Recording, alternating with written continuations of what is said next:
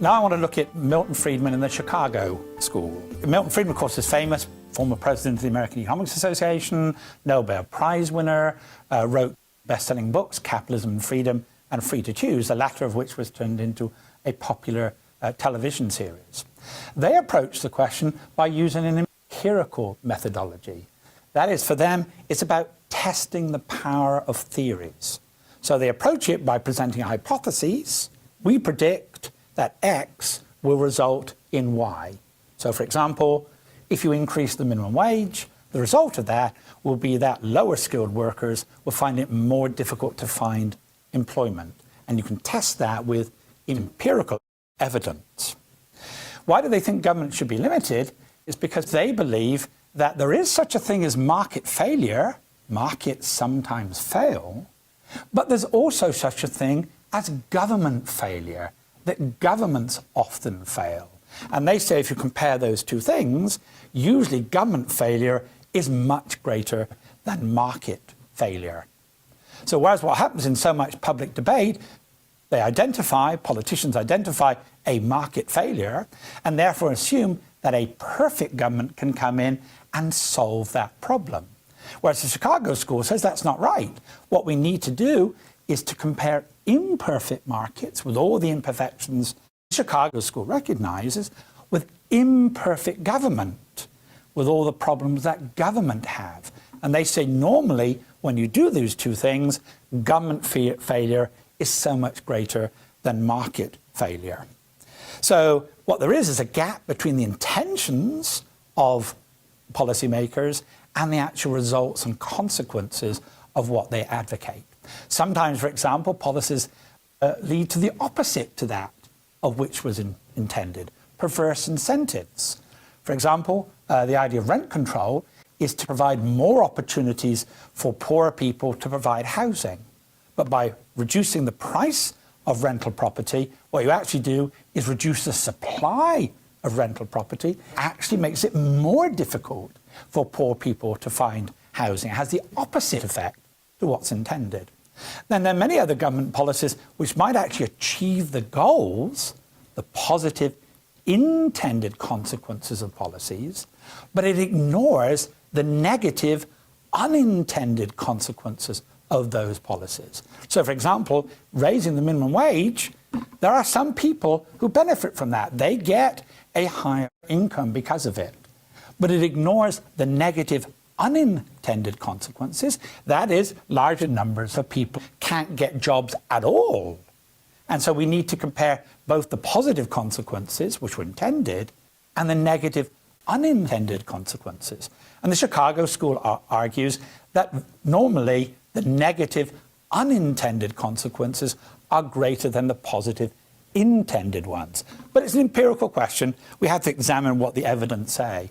And why is there this gap between intentions and consequences?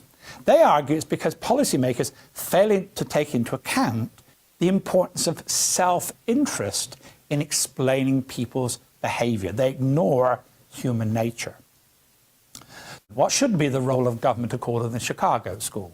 Well, Milton Friedman identifies four main areas of government responsibility.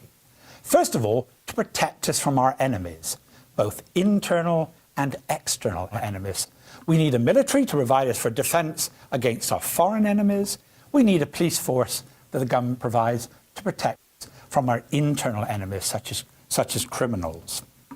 Secondly, government should provide the administration of justice in order to achieve peaceful reconciliation of conflict. Inevitably, if you live in a society with other people, we will come into conflict with each other. We would disagree about certain things. That's a contract, what the meaning of a contract is. Well, one possible way of resolving any sort of conflict is easy. We could beat up with the other person. Presumably, though, we don't want to live in a society where every time there's a disagreement, we try and have a physical fight with the other person.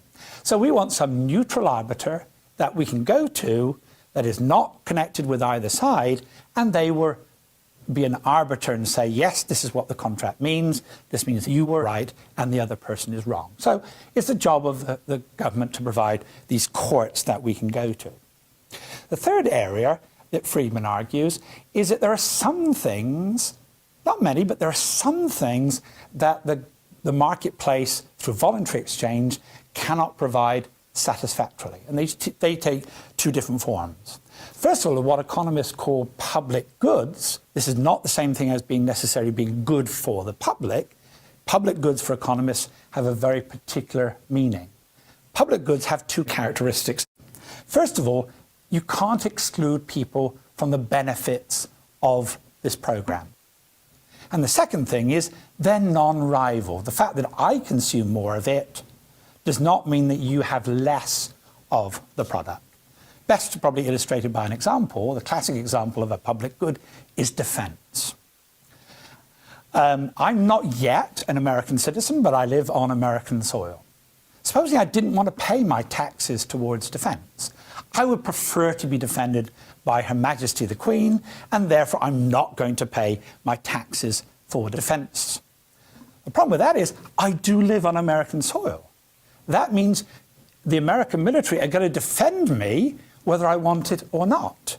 I can't be excluded from American defense. But it's non-rival. The fact that I am protected means that the protection of me doesn't mean any less protection for anyone else. So that's a classic case of a public good. I can say, well, I don't want to pay for it, but I will still benefit from it, but it doesn't mean any less for anyone else. So if you left it, so it's not going to work in the voluntary system, people would simply not contribute to public goods. So it's an argument you have to have the government that provides to public goods.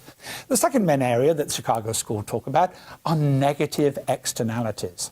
That is that when people interact with each other, it may have consequences for third parties.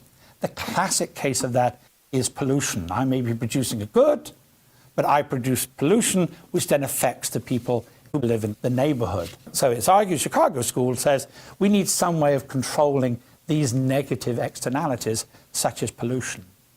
More controversially, Friedman argues that the poor are a negative externality. That is, that we don't want to live in a society where we walk down the streets where there are people begging and starving on the streets.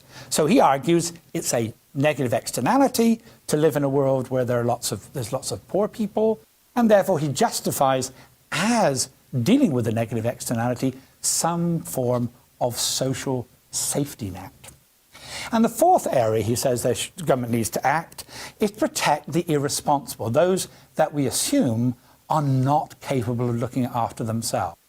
Classic case of that, of course, are children. We assume they're not in a position to make decisions for themselves. Normally we can allow parents to make those decisions, but we have to keep an eye. Not all adults treat children properly. And then we assume that there are some people who are mentally incapable of making decisions on their behalf. The government has to make sure that their interests are protected. So Friedman is very clear, these are the four areas that government should be active in or necessary to carry out. They're important, but they're still significantly limited. This approach is often called the social market approach. Friedman believes that what the government had these responsibilities, but as far as possible, they should use market mechanisms to achieve these ends. So, for example, it is a responsibility of government to make sure that every child is educated. But that does not mean that government has to provide the schools. Government, for example, could give vouchers or some form of school choice, private schools, but parents can choose whichever school they want to go to. So government has a social responsibility. It doesn't necessarily have to directly provide what those social responsibilities are.